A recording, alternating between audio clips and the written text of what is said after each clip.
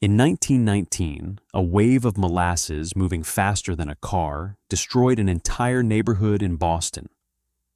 21 people died, and almost nobody today has ever heard of it. This is the story of the Great Molasses Flood, a disaster caused by greed, bad engineering, and a company that ignored every warning sign it was given. During World War I, molasses wasn't just food. It was fermented into industrial alcohol, which was used to make munitions. Demand was so high that in 1915, the United States Industrial Alcohol Company built a massive steel tank in Boston's North End to store it, 50 feet tall, holding over 2 million gallons. The North End was a dense, working-class immigrant neighborhood right on the waterfront. This tank was built right in the middle of it. But the tank had a problem from the very beginning. It was built quickly, without proper testing. And it leaked, constantly. Instead of fixing it, the company reportedly just painted the tank brown so the leaking molasses wouldn't show. Neighborhood kids would even come by with buckets to collect the free molasses leaking out. At least one worker warned his bosses the tank wasn't safe. Nothing meaningful was done. On January 15, 1919, the weather did something unusual for Boston in January.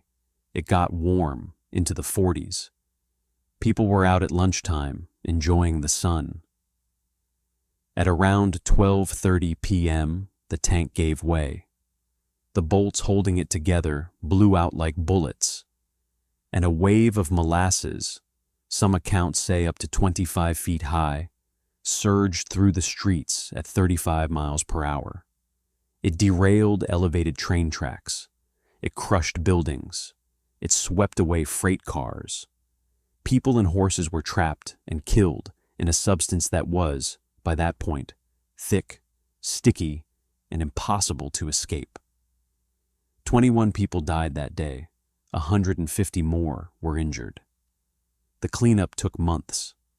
The smell of molasses reportedly lingered in the neighborhood for years. Boston Harbor itself stayed stained brown until summer. At first, the company tried to blame anarchists, claiming someone had bombed the tank. But investigators found the real cause: cheap, thin steel that was never built to handle the pressure of that much molasses, especially with the sudden temperature swing that day. A class action lawsuit followed.